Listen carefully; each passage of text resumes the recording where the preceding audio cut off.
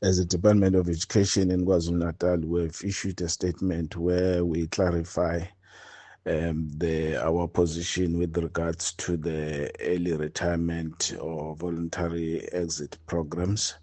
To say we were not and we are not in any form or shape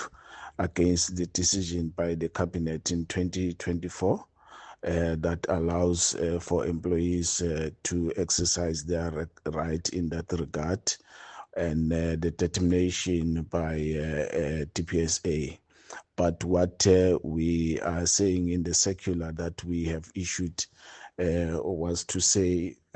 we acknowledge the fact that employees have got a right to exit without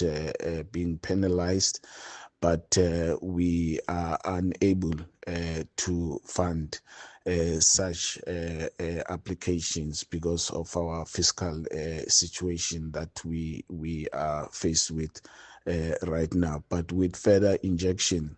of funds, as it were, to the provincial department, I think we will have a relook into the application and our position.